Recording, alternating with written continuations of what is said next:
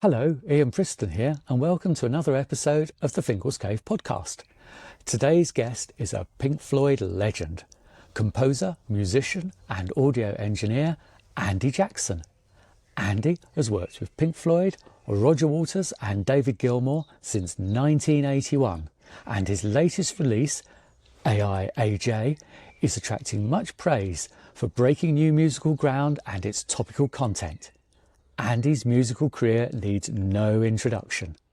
I'm delighted to say that he gives a full and open account of the past 4 decades to our hosts Nils Zehnpfennig and Phil Salathé. Over to Nils. Hello, Andy. It's nice to have you. How are you? I'm good, thank you. Thanks for having me.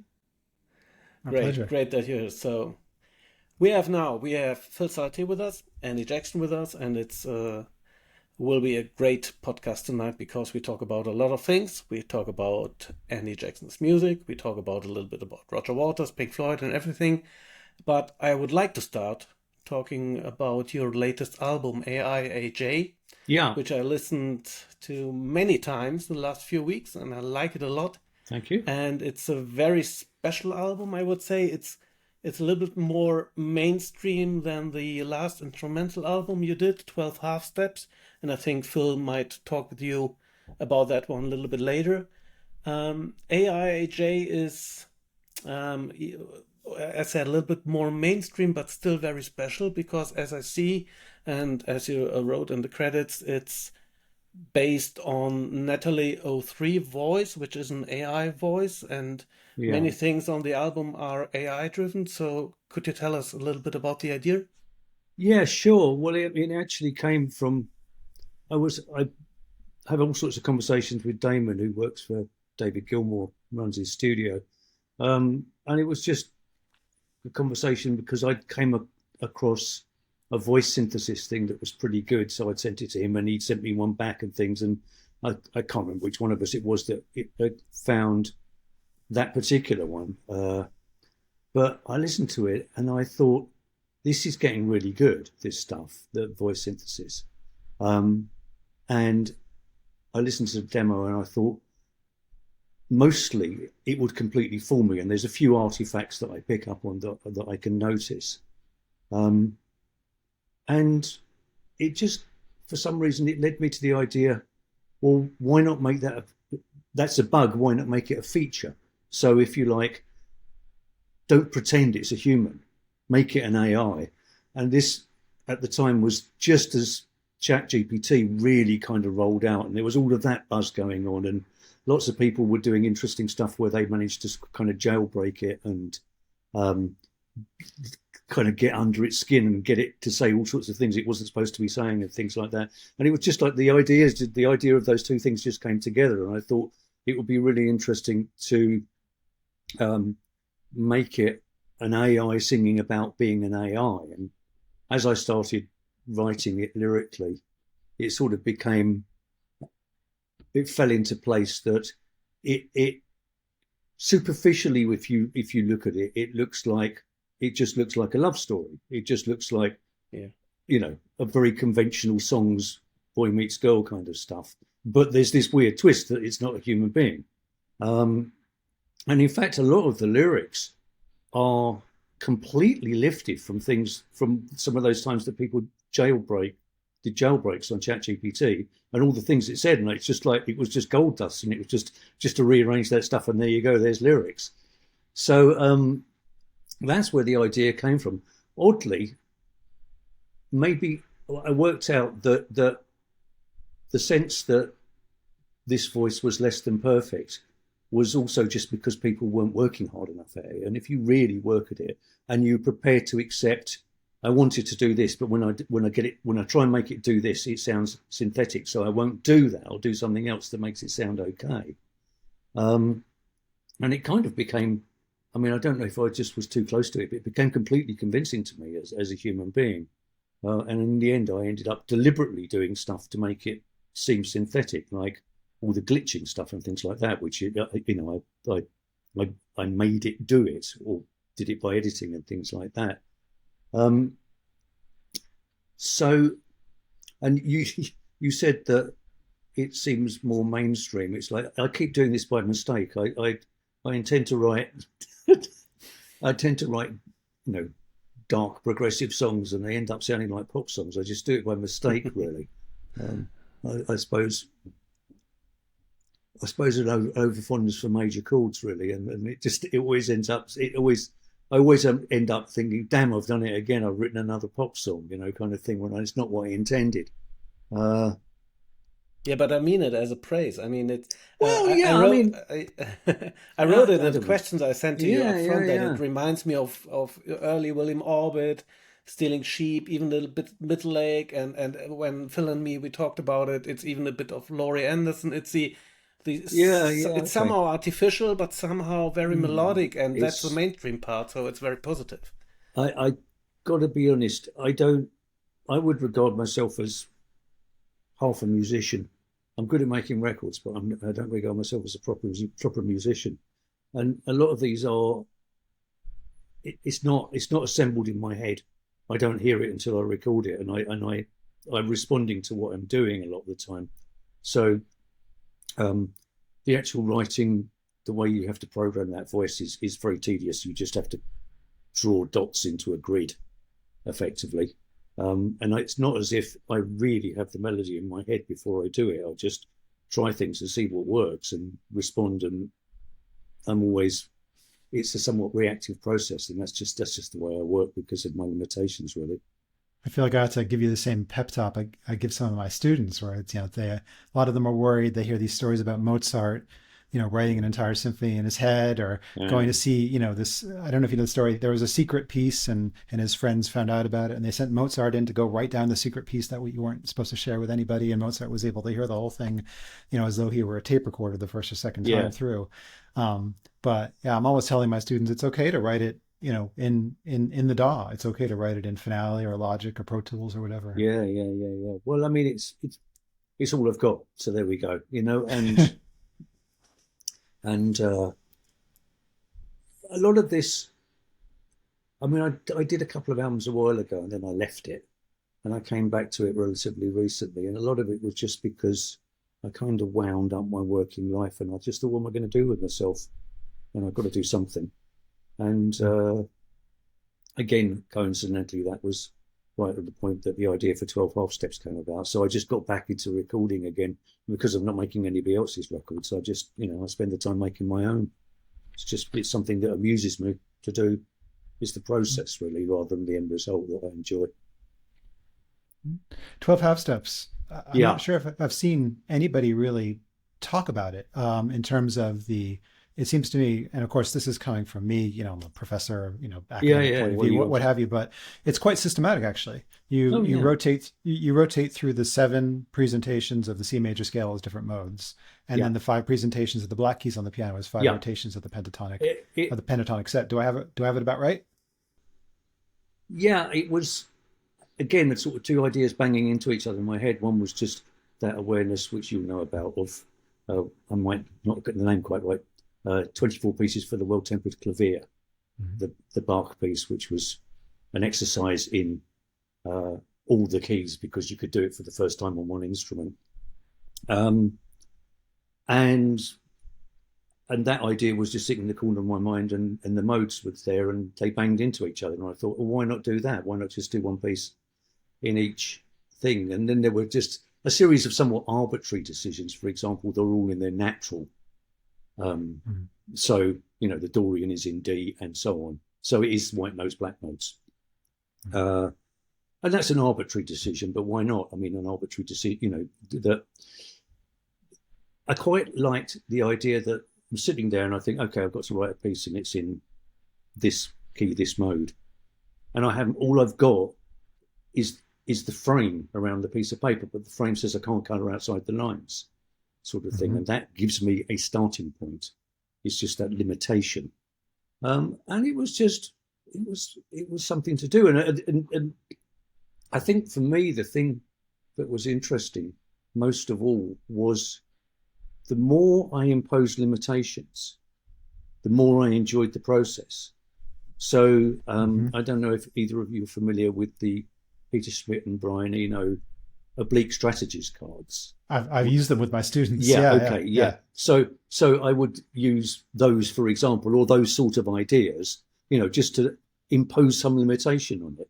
Or I think of my own. So there was a certain way into the album, I thought, I started doing something and I thought, I've already done this. I've already done this structure or done this thing. And there really was a point where one of the pieces, I literally wrote down all the instruments I used on each piece and tried to use the ones I used the least. Mm-hmm. So it was a really, it's like, okay, bass, synth and brass. Okay, right. I mean, so, what am I going to do with that? And it was just an exercise in playing with these limitations, and one that actually, oddly, by removing the infinite amount of choice that sits in front of you, things become much clearer. Mm-hmm. So, and that's something I've taken forward into what I've done since then. Is the idea of putting certain limitations on. To talk about an album that doesn't exist yet, the one because I finished AIAJ a while ago, and I just carried on and started the next one, which is just a bunch of songs. It's not got any particular theme to it, but I set myself a rule approximately of only using 4 instruments at a time on that one, which also means everything's got to work hard, which was that's been enjoyable to do that. I don't always stick to it, but roughly, When I heard you talking about the limitations in Natalie 03, do I have the name of it correct? By the Natalie 03? 103. 103 was just 103 is just the version number. I sort of did it to make an affectation of it being someone's name. That's all. Mm-hmm. So on the album credits, it becomes obvious if you really look at it that it's not a person. But I credit it as if it is a person, as if she's in the band, sort of thing. Yeah, I did the test with my wife. She didn't realize. No, really? Exactly. Oh. I like it's another layer of playing with this thing of the weird interface between human beings and synthetic. Is that it was just another bit of playing with that, really, to make an affectation that she was real on the liner notes. The way you were talking about that voice, immediately, it doesn't surprise me that you enjoy the oblique strategies cards. It made me think of 2 quotes that I sort of carry close to me. If only I could remember who one of them was by, but one of them is somebody once said that art is the resistance in the materials. And in other words, it's when you have something to push against that's what art comes from. Yeah. And I remember that Stravinsky also once said, when I sit down to write a piece of music and I have a blank page in front of me, I'm absolutely terrified, and I have to start putting limitations on myself, or else I won't get anywhere. Yeah. And that's good. I like that. Yeah. I mean, many people see the artificial intelligence as a threat, and as a threat against creativity. And I think it's very nice to see and to realize that you can use it on your behalf and create something, create a creative process out of it, and using it as a tool, as many other tools that are available before. Yeah, I think in this case it's a stretch to call it artificial intelligence. It's synthesis, really. It's just in the same way that we can have a little piece of software that sounds like a piano, or sounds like drums, or sounds like an orchestra. It's just another one of those. It's just a more complex thing to do a human voice, but it's not really an AI. It's an $80 piece of software. It's not an AI, kind of. Have you tried some of the new AI? There's one in particular. I can't remember the name of the website off the top of my head, but I went to it recently and gave it a couple of prompts. And it was absolutely terrifying, because what it spat out was an almost perfect imitation of like Miles Davis around 1970, or maybe Nucleus, or if you know that first Weather Report album. It was like, it sounded exactly like it, and it was really terrifying. Fear for my job and the job of a lot of my colleagues. No, absolutely. I mean, the luxury of I'm not particularly trying to make money out of this, so that it doesn't feel, it's nice to get it out. It's nice to get it released. And of course, it's nice to sell some, and it's nice that other people have heard it, and it's nice if people like it. But really, I do it for myself. But that's because I'm in a fortunate position, which a lot of people are not in.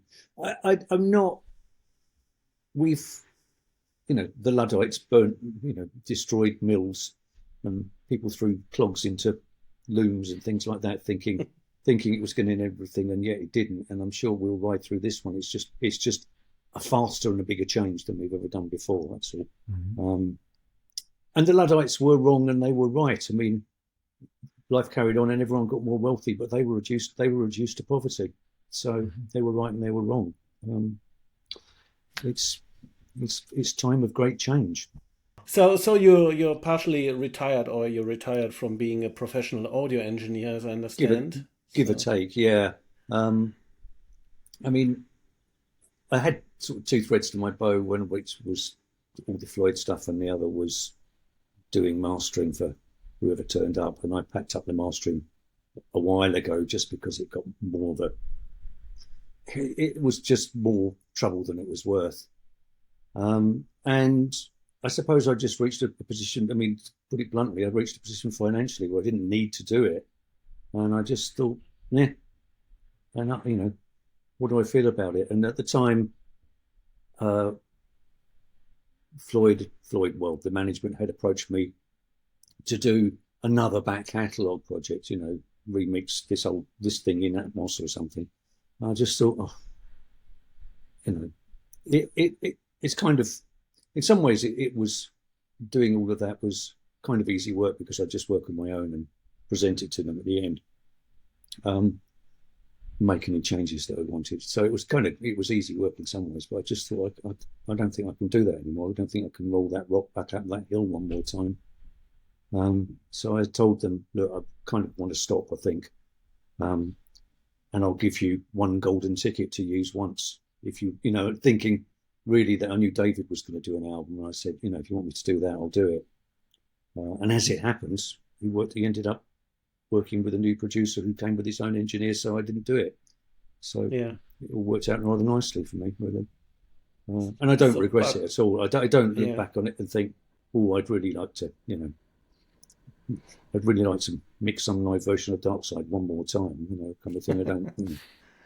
You've said in another interview that you've never been happier than you are right now. So yeah. I mean, I had to think very actively about what I was going to do with. It's not just with the time. It's with sense of purpose. Whatever you do for a living gives you a sense of purpose in some ways, and without that, I had to think.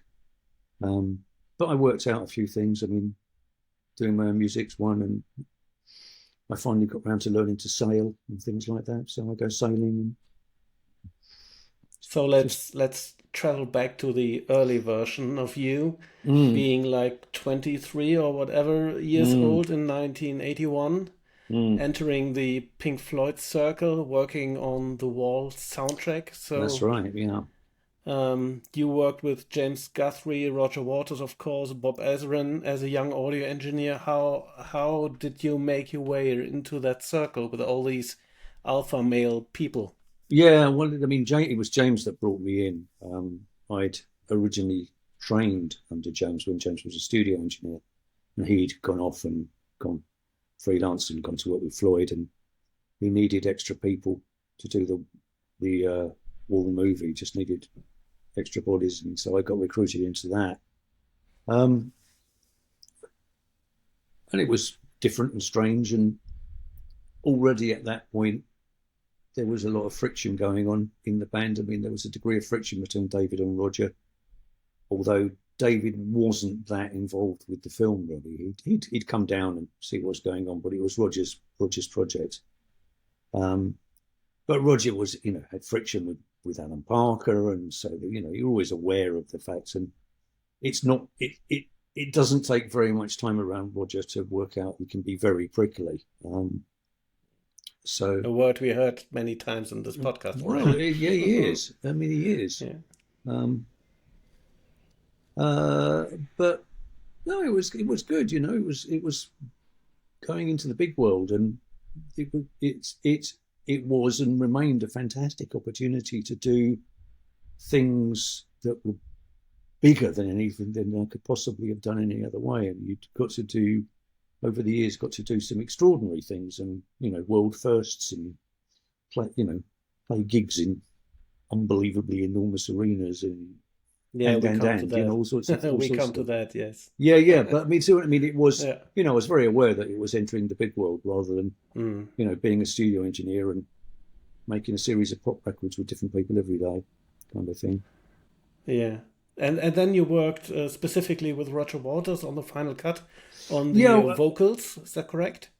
Well, yeah, it wasn't as clear cut as that. I mean, to make a lot of the time we would, David and Roger would just be working in two studios separately just to get things done quicker. You noticed, and I think it was really James's choice. He wanted to go and do guitars with David because it was more fun.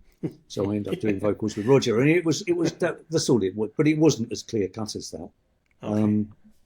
So, there was just another person working on it, really. Very often it split like that, but it wasn't completely that way. Yeah, Roger described these sessions as torturing. So were you the torturer, or was it No. No, I just do what I'm told. No, I think it was. I mean, it's a funny album, the final cut. It's so much. I mean, the way it came about was odd in the first place. I mean, this is on record that it appeared that there was a contractual obligation to make a soundtrack album for the film, which is, I mean, that's what The Wall is. That's the soundtrack album for the film. Yeah. So there were a few things that were re-recorded or done new for the film, and the idea was to do an album that was, put out those bits and what was originally christened spare bricks, which was things that might have been on the wall that weren't. So Roger, we carried on the theme of it lyrically and things like that. And then it became apparent that there wasn't any need to do that album, but we were already halfway through making what turned into the final cut, so we just carried on. But it was just a sort of wall movie continuity album, and it was just Roger's thing. And David wasn't very interested and didn't like the material, and played some guitar on it and didn't have much to do with it, really. And Roger had been, I mean, he'd already managed to get Rick out the band because he didn't feel Rick was pulling his weight. And he just increasingly had the sense that nobody was doing anything except him, which there was a degree of truth in that, as Rick said later, many years later, it was just easier to let Roger do it all. Go on holiday. For the final cut, the holophonic audio system was used for the first time. Was it your idea? Was Roger the force behind that? Or no, they came to us. I see. It's kind of it's a microphone, but it's like a dummy head, like an in-ear, correct? No, it is a head. It's a physical. Okay. And it's got the mics in the ears, and there's stuff about the way it works is probably what we now. It's probably an early version of HRTF, is what it really is, which we use now.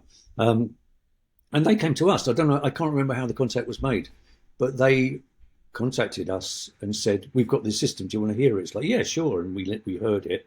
They had a little demo cassette thing, and we all listened to it, and it was just like, "Oh, this is really good." So we got, said, "Yeah, sure, okay, well, we'll use it." And they brought it down and,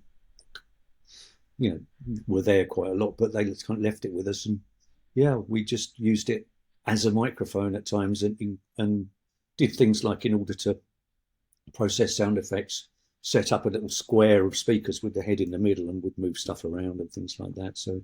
Is it true that Nick Mason went out to try to collect some samples for it and everything? Yeah. Well, I was, Nick and me, yeah. We were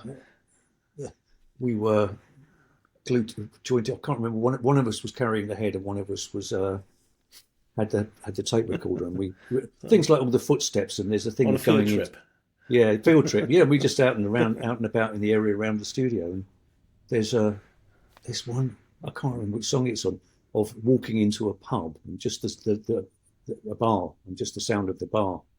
Probably and Paranoid that's just, Eyes, maybe. yeah, but I can't. It's been a Yeah. while. It's been a while. And if you listen really carefully, you can hear in the chatter a voice saying, "When are they going to bring the rest of him?" And that was because we'd walked in with this disembodied head. Oh, that's beautiful. Ah, Actually, a really interesting one. Hugo, the inventor, said it's active and it's like our cochlea and it vibrates, so it makes a sound. It's just we can't hear it. But it appears that animals can hear it. And there's the one with the footsteps. You can hear a cat going, meow, meow. Oh, it was this cat following us. It wouldn't leave us alone because it was weirded out by this thing that it could hear, apparently. And you were aware, if you were in the studio and it was behind you and somebody turned it on, you got a sense. You couldn't hear something, but you got, you ever get that sense that someone's standing behind you? Mm-hmm. It was like that. So it was a weird thing. Speaking of something behind you, so do you think there's any chance at any time to have a proper Atmos or 5.1 mix of the final cut?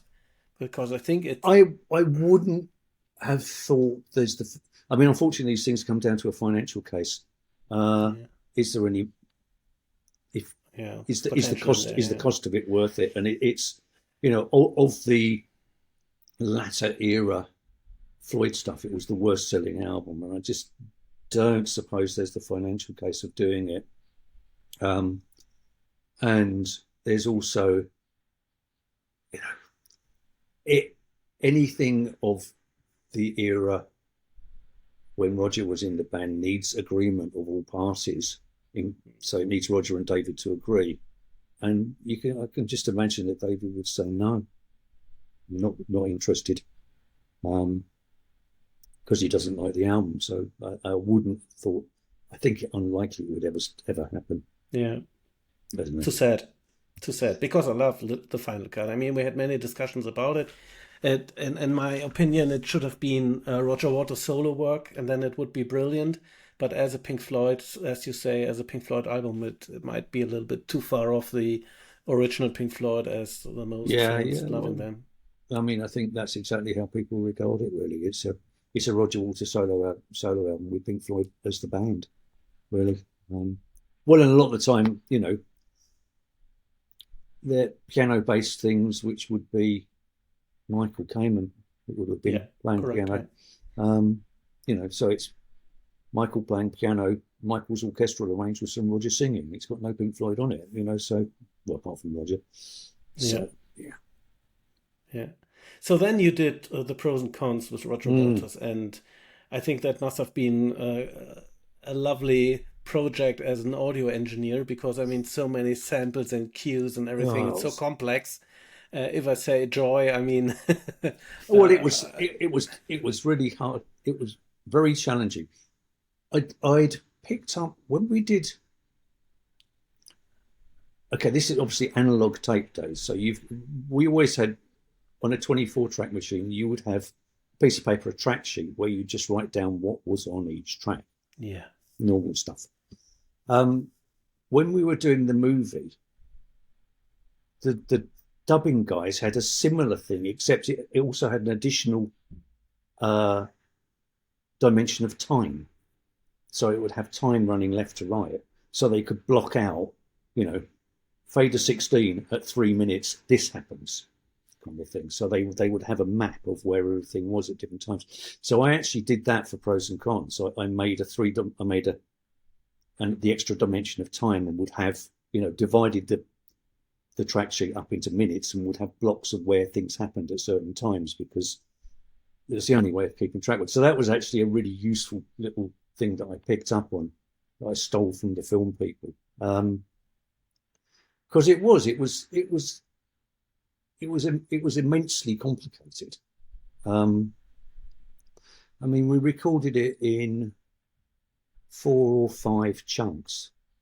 I can't remember exactly. So there's a couple of individual songs that stand on their own. There's Sexual Revolution Pros and Cons of Hitchhiking, and they're just their own thing. But then the whole sort of long side one, which is just going all over the place, was one chunk, and the same with a big chunk of side two. So they were really complicated to do, and we just come back and do stuff over and over and over again because he wouldn't be happy. So that opening 3 minutes, which is just one man and an acoustic guitar, he must have recorded 100 times and that kind of thing. And then mixing it was mixed with no automation, and we would mix it in tiny little bits and cut them together on tape, and then go back 3 weeks later and replace a bit and cut it back in and try and make the joins work on either end. It took over a year, that album. Gosh. And it was and then you took it one step further, putting it on stage in '84. Yeah. I mean, with all the live, with the movie, with the projectors, the 24-track machine. Mm-hmm. Did it work? Yeah. In the end? Yeah. Most times, at least. Every time except once. It only failed once. Okay.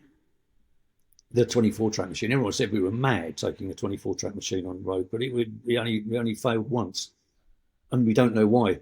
When we tried it after the show, it worked. So don't know. I mean, there was a bit of. It was supposed to be that the film and the 24-track machine were synced, so the film, but that was too unreliable, and it would. You can't make the 24-track machine drive the film, so you'd have to have the film driving the 24-track machine, and it would make it skew and wow. It would be chasing the film. It was no good. So in the end, we did it real low tech, and it was just like 3, 2, 1, go, and press go at the same time. And then the guy on the projector actually had a variable speed thing, and someone would just get on the comms to him and say, okay, you're about 10 frames behind us, and he'd just speed up a bit until he caught us up, and he would just ride the speed of the projector with someone saying, okay, no, slow down, okay, that's it, good, yep, it's just like a DJ beat matching or something. Yeah, it was. And to be honest, those films, I mean, as long as you're within a second, it looks absolutely, it's fine. So it was a low-tech solution to a high-tech problem, which is always a good idea, the least amount of complexity possible, because then there's the least amount of things to go wrong. So how did you... It failed sorry, once. Again? Yeah. It failed once. It just... The guy pressed play on the machine and it just didn't go. Or the tape moved, but nothing came out. The tape lifters didn't release. And actually, for me, it was a really magical moment. It was... I can't remember what it's actually called. I think it's called Every Stranger's Eyes or something. They all have working titles, and that's all I remember. It was called Stars as a working title. I think it's called Every Stranger's Eyes or something, which had a big orchestral thing and no orchestra. And it became apparent that it wasn't working. So Roger just counted it in, and the band started playing. And Chris Stainton, the Hammond player, just improvised the orchestral parts on Hammond. And it was great. It was a lovely version of it. I don't know if it was great for the audience, but it was great for me. It was like, oh, this is new and exciting.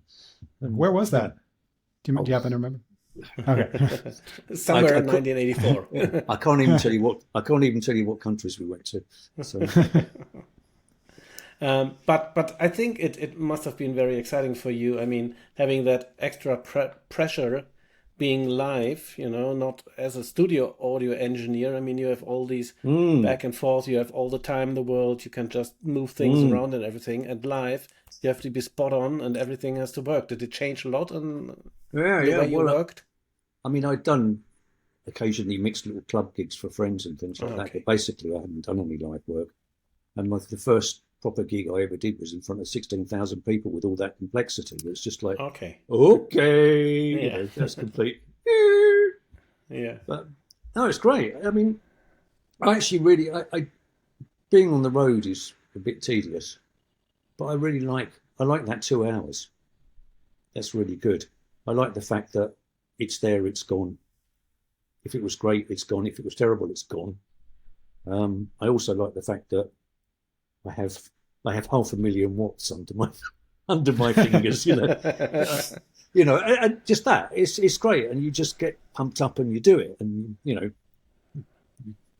dancing around the mixing area, throwing faders around. It's a adrenaline thing, as opposed to the very measured thing of studio work. Then you go to the hotel and it's tedious. So yeah, but it was a big jump, but it was good. And I had good people working with me. You know, I wasn't. There were two of us mixing it, and the other guy was very experienced, so it was good. Right. You also worked for David Gilmour in 1984, which is, for us as fans, a bit strange, but well, it was just it was very different, wasn't it? Oh yeah, I mean, part of it was James lived in America by that stage, so after Final Cut, he'd gone back to America, and both Roger and David started doing albums, so I was an obvious choice to work with. And the timing worked out. Roger took the summer off. We had the summer off from Pros and Cons because he had school-age children and things. So, you know, once he got to the school holidays, he stopped. And that was exactly when Dave was going to go and to track the About Face in Paris. So it was just, the timing worked really well. So off to Paris and spend a month tracking with those guys, which is what I did. I did the basic tracks, and then other people worked on the album further to do other stuff. It was incredibly different. I mean, Roger and me and Michael came and locked into Roger's house. And the other one, there was a jolly little jaunt off to Paris having fun, you know, kind of thing. Very different. I mean, both adorable, but very different. Yeah. Very different. Yes. Very different experience. Yes, indeed. And, you know, and because we were tracking, it was very different to the very meticulous approach that we were taking on Roger's album. It was, you know, David tends to do this thing where he's only half written the song. He's got a little idea for a backing track, but that's all he's got. And he just thought, it's great, I've got Picaro and, you know, Palladino and Ian Cooley, and it's just like, you know, got these amazing musicians. We'll just, you know, here's a chord sequence. Let's knock this about and see what happens, kind of thing. So it was, you know, it was very, very loose about what we were doing. Really, it was very unstructured.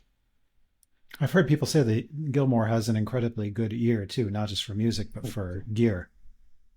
Oh yeah, no, I mean, in some ways, it bizarrely you could circle it around into a criticism. But I mean, one thing I would say about David is he tends to sort of layer too much on, but that's because he can hear it all. He can, you know, he can hear every part all the time. And of all the people I've worked with, I think he's got the most natural musical ear. He just, you know, he really, really hears pitch. That's just, you know, it's just there in his head, the pitch. I remember, you know, working on all sorts of bits and pieces for the demonstration, but yeah, he's a real natural musician. Does he have absolute? Oh, go on, you first. No, he doesn't. He doesn't have perfect pitch. No, he's got very good tuning. You know. So, you know, one thing he's always been proud about is things like when he plays slide guitar, he's really in tune, and it's not because his eyes are really good and he's seeing where the slide is. It's because he can hear it straight away, and he's tweaking it in. And he does. I mean, as he's got older and his voice has got less control, it's become more difficult. But I mean, his singing pitch is really good as well. And, you know, and he'll, you know, if there's a note slightly out of tune, he knows, you know, it's like, okay, yeah, bring it up 20 cents. You know, it's like, oh yeah, that's it. That was correct. You know, he knows if it's sharp, if it's flat, and he knows how far, pretty much. So yeah, he's got really good pitch. So Roger has the reputation of being very harsh and to musicians and also to engineers, and sometimes having some sort of a drill even. And there's one moment, I don't know who told that story, but that on the very last show of the Wall tour in 2012, that he asked the backing singers to do something very different, and they did, of course, but it was the very last show. And I got a thesis that that Roger Waters is so hard on himself and such a perfectionist that all the musicians who are also tend to be perfectionists really like to work with him, because there are many out there saying that working with Roger Waters is a big joy and everything is great, and that the musicians that are more lean into like improvisation and, being maybe not about, where it's not about perfection but about music, might have a problem with Roger Waters working with. Yeah, I don't know really. I mean, the particular angle you're taking on that about different types of musicians, I don't really have a sense of that really. Okay. I mean, in some ways, any hired hand is ultimately doing what they're told. That's their job, and maybe you're told to make it your own, improvise. Maybe that's what you're told, so you do, or you're told this is the part, so you play it. So in both cases, you are just doing what you're told. It's just a different thing. Roger's hard work. I mean, I'm not going to varnish that in any way. I found Roger really difficult. He's very clever. He's enormously clever, and he really wants you to know that, and he'll beat you into submission about it. So, but I know you can ask. You mentioned in what you emailed to me about Radio Chaos, and Roger phoned me to work on that, and I said no, because I couldn't face it. I couldn't face spending another year in a room with him. It's too hard. So it's unfortunate, but I've come out of it. I don't really like him, unfortunately. Yeah, I mean, there might be many reasons to that. So, but you worked on 1987. You worked on A Momentary Lapse of Reason together with David. Yeah. Which is, in my opinion, a very special album, and I quite like it, even the old version. But it sounds very dated. We come to the remix later, but it sounds very dated. Was it a conscious decision at that point to make it very hip 80s style? Yes. Even then, it might be not very timeless, so to speak. Yes, it was. It was an album which started in a fundamentally troubled way in terms of identity of this band without Roger in it. The Roger had formally left the band and tried to wind up the band unsuccessfully. And David and Nick said, no, we're going to carry on. And that led to an album. And it was without Roger had become such a dominant force that without him there was a sense of what we're going to do here. That was partly the reason for bringing Bob Ezrin in, because David was very aware of how helpful Bob had been to Roger conceptually doing the Wall album. He really helped bring the project together and make it make sense. And it was, Bob was very aware of, I remember he came in brandishing Brothers in Arms, the CD, which had, CD was new, and Brothers in Arms had become the first album that sold 1 million on CD. And he said, we've got to beat this. We've got to, we need to out-modern this. And, oddly, listening to Brothers in Arms now, it doesn't particularly sound anything unusual, but at the time it was like super sparkly clean and kind of thing. It seemed unusual at the time. So it's like, we've got to outdo this. So there was very much a conscious decision, and we got hold of a digital tape machine and, went to some new technologies. And also MIDI sequencing had just come about. And so we plowed into that, and that becomes very seductive. It's like you can spend ages staring at a computer, clicking things onto grids and making everything perfect and things like that. So it all just conspired, the sort of lack of a sense of direction, and this idea of trying to do something very modern, and the technologies that were available to us conspired, and we ended up going in a particular direction. And there was a bit of a sense of making the songs up as we went along all the time and things like that. So one of the things that Roger is very good at is as a brutal editor. So he'll take stuff and say, okay, right, this and this and this are important, so get rid of everything else. And he would literally erase stuff on tape. And David's very much not like that. So there was a sort of a somewhat lack of critical decision making. So it ended up being there's an awful lot on it, and there's a lot of indecisiveness involved in it, and all the technology at the time. So it ended up rather compromised from that point of view. And I think everyone, to be honest, was quite glad to get through it and out the other end and actually have an album, because there was no sense that we would necessarily be able to make an album. There was the lawsuit hadn't finished at that point, and Roger kept trying to stop them. And when they tried to book gigs, he was like taking court cases against them, trying to stop saying that you can't use the name and things like that. So every step of the way it felt like dodging bullets and trying to get through something. And so I think just the sense of getting a finished album was an enormous sense of relief, and in some ways that became the overriding thing.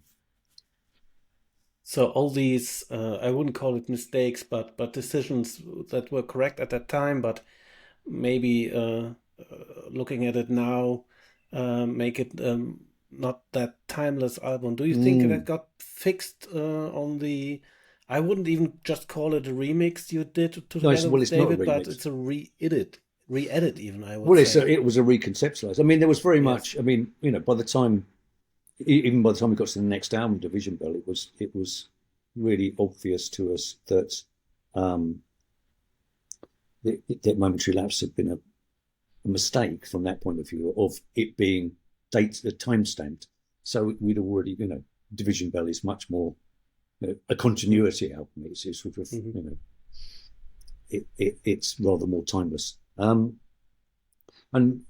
it always bugged David, Momentary Lapse. And when the opportunity, well, in fact, it was a while before actually the idea of revisiting it came about, and we started off. It's like, well, let's try it. And Bob came over and we did new drums with Nick in our studio. So it was the small dead sound rather than the great big ambient, bombastic one. It was back to the way we always worked. And it was great. And then it just got forgotten. The project just got put on the back burner, and the intention had been to get Rick to come and play on it, but then Rick died, so it just kind of, the project just went away. And it got resurrected just because we were going to do the later years box set, and it seemed like an opportunity. So I actually went through a lot of live stuff from the tour and got a lot of Rick's playing, like Hammond playing, edited it into that, and then we remixed it, taking out some of the excess, changed drums, add Rick, replaced a few of the worst offenders of like real 80s kind of synth sounds, put new versions of that on, took off synth bass and played it with bass guitar, and just a few things like, and just took a different approach that, had different elements, and then took a different approach to the mix and tried to make it a bit more like a classic album. Which I think, I think it works. I mean, it still suffers from some of the issues that the original album had, but I find it much preferable, that's for sure. What was the medium of those tour recordings from which you were pulling Wright's parts? Was it analog multitrack or digital multitrack? Yeah, I think so. Was it? Can't remember. A lot of the time, by the time I get to it, it's already been moved, because I mentioned Damon Iddins before, who works in David's studio, and he'll do that before I get there. So by the time I got to it, it was on Pro Tool sessions. What's that one? It's the recordings that were it's Mitsubishi. It's Mitsubishi Digital 32 track. It was the recording that was Delicate Sound of Thunder is from that project. So I think it was digital, but by the time I got to it, it was on Pro Tools, which is just as well, because they're not. I mean, some of them were played to click, but there was an awful lot of snippy slide, choppy stuff to get it to fit. But we do that. We can do that. So we have the technology. Well, again, Damon does that. It's like, yeah, it's like, very good. Okay, make it fit. All right, I'll see you tomorrow. Yeah, we had a long discussion about that remix a few episodes back, and I really like it. And I really understand it as a almost new album or new version, and there's so many different layers now you can hear, and if you listen to it on headphones, it's just lovely, and it's really, really great. And it must have been great fun to work with David together and just recollecting all the different sounds and putting them back in. Lovely. Yeah. I mean, the process generally for those sort of things is I will do a bunch of work and then refer to him, and he'll change things or add things, and it's a backwards and forwards thing. We're not necessarily in the same room at the same time most of the time. That's fine. It works really well. Yeah, but going back to 1993, being on the boat, on David's boat, I guess, and working there on the Division Bell.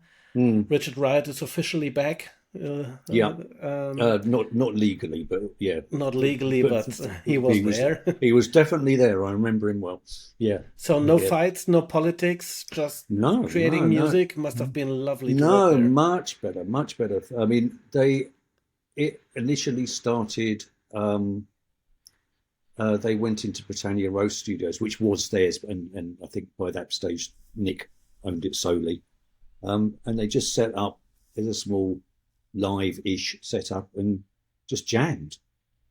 And David had a digital tape machine, just a stereo machine next to him, and anytime anything happened, he'd just press go and record it, and we just got a bunch of stuff from that. Tons and tons of it. They spent a week, and it was hours and hours and hours of jamming, and just pick out nuggets from it and good bits. And we had the album started. We assembled at the boat with Bob, and we just went through it all and catalogued everything. And Bob devised A, B, and C categories: acoustic, blues, cosmic, just as a way of. And they just became, acoustic 1, blues 7, we just numbered. And for each one, we had a huge piece of paper on the wall, and it would have the key and the tempo and things. And you could then look at it, and it's kind of like one of those detective things where you put bits of string between. It's like, okay, that could go with that. And it's like, okay, let's go out and play those bits, guys. And so they'd go out. We were set up so they could play live again. And just like, okay, yeah, that works. Okay, well, we've got a verse and a chorus there. And a lot of the songs were built like that. So it was a much more collaborative process of the way that they always used to work before it sort of became the Roger Solo show, really.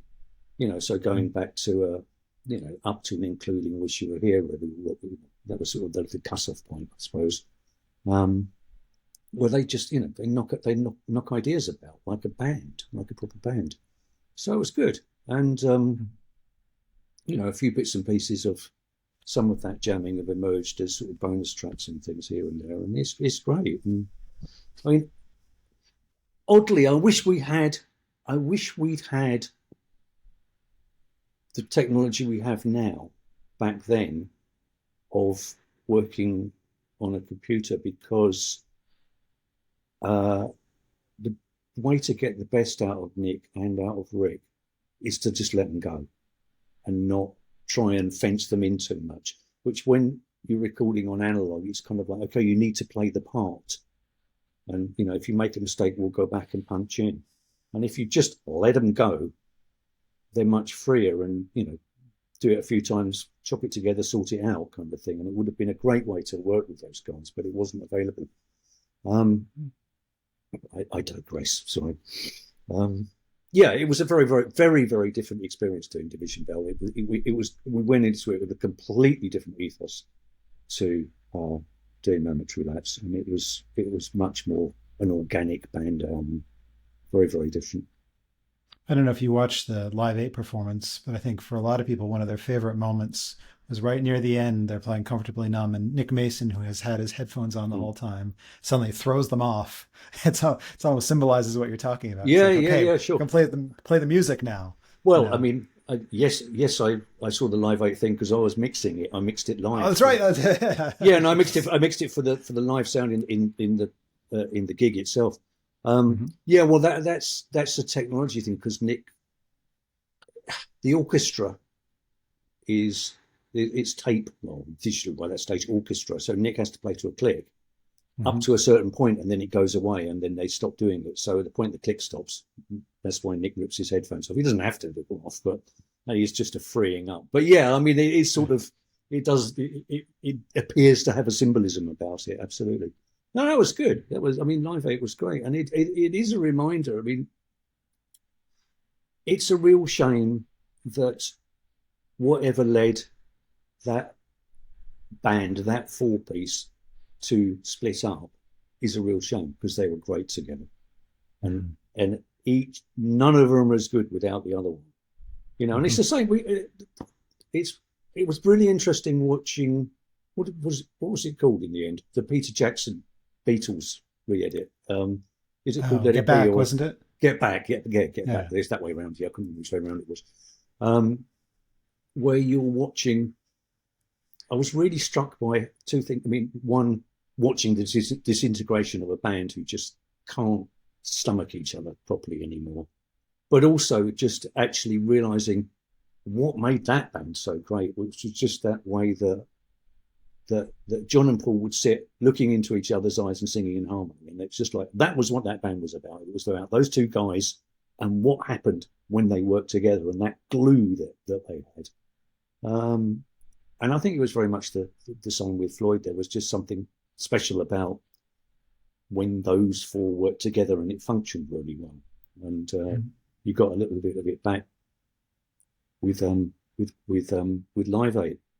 I mean, it's all been said before. I mean, Nick's not the best drummer in the world, and Roger's not the best bass player, but they're the best drummer and the best bass player for Pink Floyd by a million miles. Yeah. And they have a kind of telepathic connection, don't they? Yeah, and it's great. It's just, and it just all works it just has a theme. So yeah. Could you talk a little bit about Rick? We haven't really talked about him too much today, but I know you mentioned sailing earlier. Yeah, well, that Rick's responsible for me sailing. Yeah, Rick was a big sailor, and when we were doing the '94 tour, the Pulse tour, we had a day off in Florida, and he borrowed a boat and said, "Who wants to come out?" And I went, just a little catamaran, and I went out. It was in Tampa Bay, and I thought, this is perfect. I must do this. And it took me 20 years to get around to it, or whatever it was, 30 years. So, yeah. It's funny. I worked with Rick a lot, and I don't think I ever knew him. He was very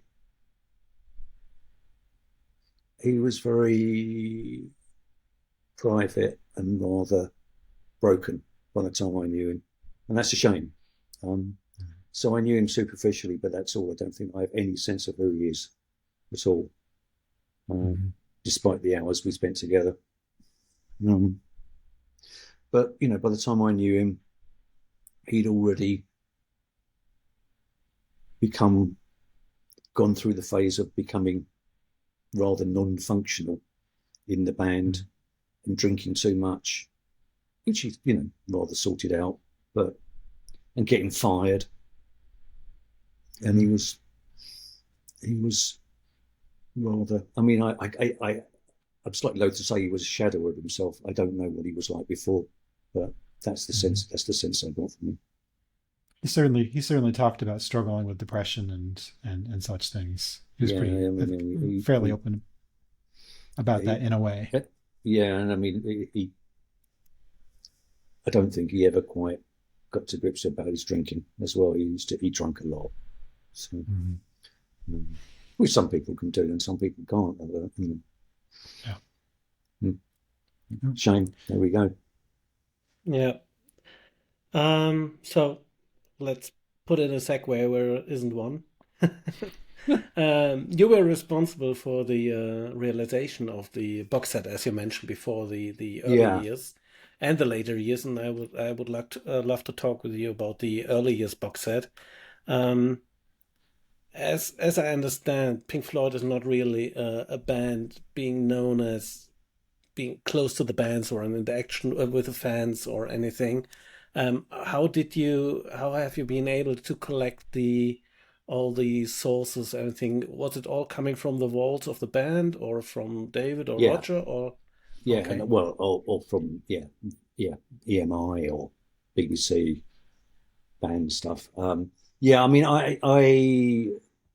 I assembled the album and I did all the mastering and things like that, but all the finding stuff and research was other people. It was Andy Murray, who worked with Paul Loseby in the management, kind of put the project together really and found all this stuff. I mean, later on, actually, we were contacted, or I was contacted by some of the super fans, saying, "Oh, you should have spoken to us. We've got better recordings of these." Because some of the radio broadcast stuff and things like that, it wasn't the original tapes. It was stuff recorded off air, so it was recorded off an FM broadcast, and other people had better quality versions of it and things like that. But we didn't know about it. We only, I didn't know about any of it, but the powers that be didn't know about it. So potentially that there were better sources for some of it, but what are you going to do? So there we go. Might be interesting to know. Some research that I was involved in seems to suggest that you may remember that 1971 session, the one where they played Echoes and One of These Days for the first time, and it was hosted by John Peel. The BBC, of course, threw everything out practically, right, half the time. But there's some evidence actually that the multi-tracks might be somewhere in some closet for that one session. So someday it could be in 5.1. Well, yeah, I mean, whether there is ever the will or the financial incentive to do anything with any of this stuff, I've no idea. And it really depends what happens with it all. The band are all getting old now, and don't know. There's a certain desire from the hardcore of the fans for more than probably is available, because there are certain realities that get in the way. I mean, not least of all financially. If you're not going to spend an inordinate amount of money to create a piece of product that doesn't sell very much, so I mean, that makes it sound very hard-nosed, like it's a business, but I mean, it's not a charity either. So right, there's a little bit of a what seems to me to be an Easter egg in that early years box set, because if you listen to the menu music on the DVDs, which I've heard that was a project of yours, did you put together those sort of long? Yeah, I can't remember which one it was on that one, but we always, I mean, Damon and I would always build those. So many DVDs of music, it's just kind of, they just use one of the songs, and I thought, that's a bit rubbish. So we'd have a bit of fun and make things, It sounded like it, yeah. Yeah, I mean, the one I really liked was the sort of the mad version, all the stuff we pulled from Dark Side and things like that, made insane versions of bits of Dark Side and stuff like that. I liked that. There's one in particular that people were talking about recently in the fan community where, there's some things we recognize that have had, delay and envelope, filters with low pass filters and things attached to them. There's one that, if our ears don't deceive us, was something that didn't actually make it onto the box set properly. And maybe there's a little bird has told us, shall we say, that there was a song that had a very long title that they were thinking about for the box set, and then they decided to put it on ice. It rings a bell. I don't. You're probably right. I mean, again, if you'd asked me within 6 months of doing it, I would have been able to remember it, but it's been erased by new information since then. I think you're right, actually. I think I seem to remember that's correct. There is something there that didn't make it. But I can't remember, to be frank.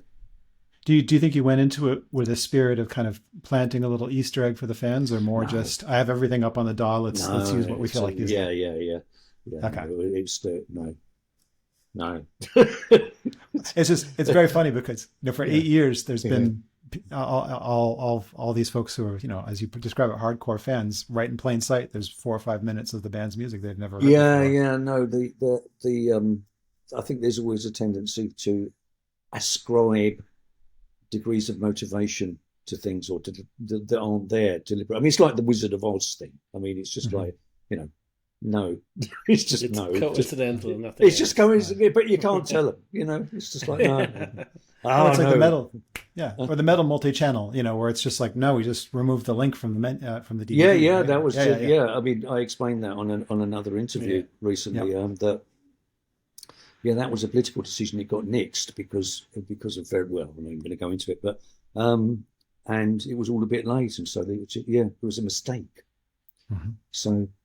Yeah, I spoke with Phil about it, and I am into the DVD and Blu-ray production for many years now. And if we have a trailer on it, and at very last minute somebody asks us to remove the trailer, of course we don't redo the whole project. We just remove the link to the trailer. So if anybody's digging deep, they're gonna find it. But it's the way it's done. Yeah. No, it happens.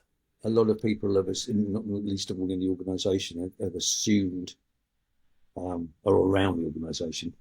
The two battling sides of the organisation have assumed it was deliberate, and it's not. It's an error. I